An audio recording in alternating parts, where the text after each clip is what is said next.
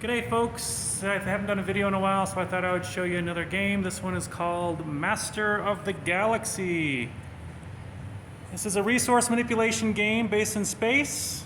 It's pretty easy to understand. There are different color planets, red and blue and yellow and white, and you get a bunch of cubes to start with. So you have all your different color cubes you throw in your bag. So all the blue and red and yellow and black and white cubes get thrown in your bag. You pull them out 3 at a time. You're trying to connect the routes to each planet so that you can do things. If you're connecting from a white planet to a red planet, you can use red or white cubes to connect. If you're connecting from white to blue, it'd be white and blue. If you're connecting from white to yellow, it's white and yellow. As you start spacing out and connecting to each place, you can then, if you get a red connected all the way across here, or red or white, then you can settle a base there. So you take one of your little bases, it doesn't matter which one, and you can place it on there and claim that as a base that you control, or a system that you control. Controlling a system will give you things between them. If there's something that you can get, like if you control one on either side of this, you can get this symbol. This symbol would go on the chart. You would look over here and say, oh, there's a little peace symbol. So my color is orange, so I would take one and I would say I've moved up one orange. If you can get any of these all the way up to 5, then you'll win the game. You'll generally get one of multiple kinds because getting them across the board is kind of tricky.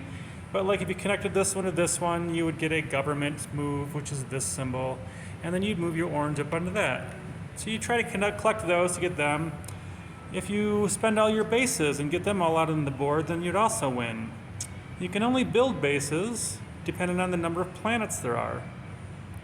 So only one base can go there. Where if you had connected a route over to here, then you would be able to connect 2 bases because there are 2 planets.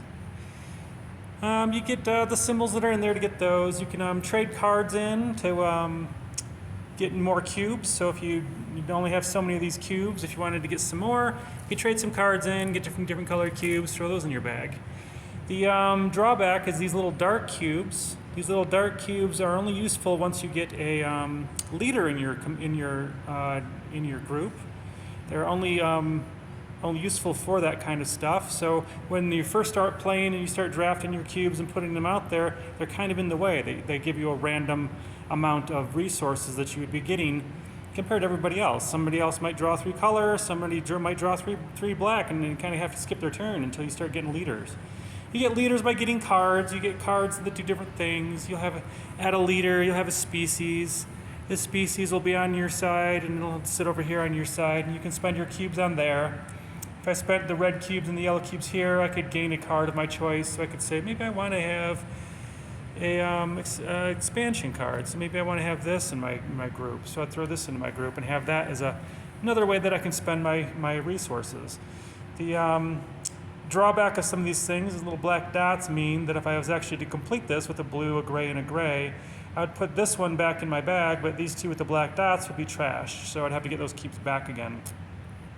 So this card does some fun things. It also, if you complete it, you get the symbol, which then would increase your route. So you don't have to just get the routes on the planet. You can move this up 1 because you've managed to do that with your card. Your leaders can do all kinds, or your species can do different things. You can move things around or add different energies to your chart to try to win. There's conflict. So if I'm over there and another color's facing me, we can set a conflict. And this one would be fighting that one. So you'd put it in the middle of the board, and then whoever wins the side would win whatever the resource is. This is 2 cards. So you can do this as a way to fight each other, spend your resources. But if you're spending your red here, you're not doing them here. So it's a way to drain resources from other people. And of course, if you're drawing the conflict, then you would put the easy side close to you, put the hard side close to them. This also makes them burn the white cubes. So that's a way that you can kind of mess with each other. If you're playing less than 4 people, they have this neat mechanism where they just get these black holes, and these black holes just go on a system. They're not plain, so we're going to take these black holes and wipe them out, just like so. So that makes red not play. Black holes wipe them out. So it's a matter of resource manipulation using cubes. It's a draft out of your bag, so it's kind of a random set. There's trading, there's card gathering, there's lots of different species, there's lots of governments. Governments are you only get a government if you've put 3 bases on one space to be able to say, look, I've got a government. And then you put your government down and then it can do things. And look, that's where your black cubes can get used. So this game is kind of interesting if you like resource manipulators, if you're trying to get away from Catan, maybe get into space instead. This is kind of along those lines. So yeah, that's called Master of the Galaxies.